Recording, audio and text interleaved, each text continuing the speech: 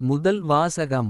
ஆண்டவராகிய இயேசுவின் மேல் நம்பிக்கை கொள்ளும். அப்பொழுது நீரும் வீட்டாரும் மீட்படைவீர்கள்.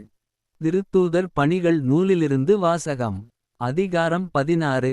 இறை வார்த்தை 22 முதல் 34 வரை. அந்நாள்களில் பிலிப்பி நகர் மக்கள் திரண்டெழுந்து பவுலையும் சீலாவையும் தாக்கினார்கள். நடுவர்கள் அவர்களுடைய மேலுடைகளை கிழித்து அவர்களை தடியால் அடிக்க ஆணையிட்டார்கள். அவர்களை நன்கு அடித்து சிறையில் தள்ளி கருத்தாய் காவல் செய்யுமாறு சிறை காவலர் ஒருவருக்கு கட்டளையிட்டார்கள். இவ்வாறு கட்டளை பெற்ற அவர் அவர்களை உட்சிறையில் தள்ளி அவர்கள் கால்களை தொழுமரத்தில் உறுதியாய் மாட்டி வைத்தார். நள்ளிரவில் பவுலும் சீலாவும் கடவுளுக்குப் புகழ் பாடி இறைவனிடம் வேண்டினர். மற்ற கைதிகளோ இதனை கேட்டுக் கொண்டிருந்தார்கள். திடீரென ஒரு பெரிய நிலநடுக்கம் ஏற்பட்டது. சிறை கூடத்தின் அடித்தளமே அதிர்ந்தது. உடனே கதவுகள் அனைத்தும் திறந்தன. அனைவரின் விலங்குகளும் கழன்று விழுந்தன. சிறை காவலர் விழித்தெழுந்து சிறை கூடத்தின் கதவுகள் திறந்திருப்பதைக் கண்டு கைதிகள் தப்பி ஓடியிருப்பார்கள் என எண்ணி வாளை உருவித் தற்கொலை செய்து கொள்ள முயன்றார்.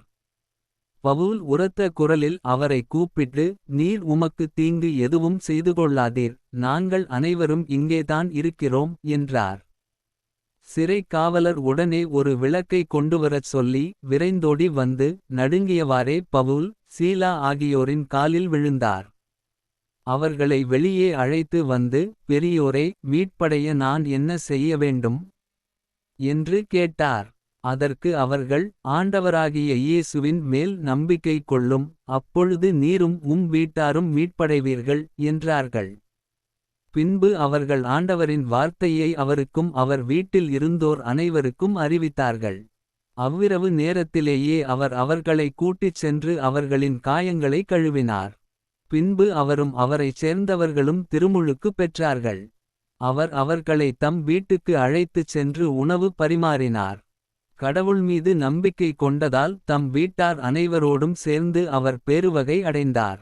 இது ஆண்டவரின் அருள்வாக்கு.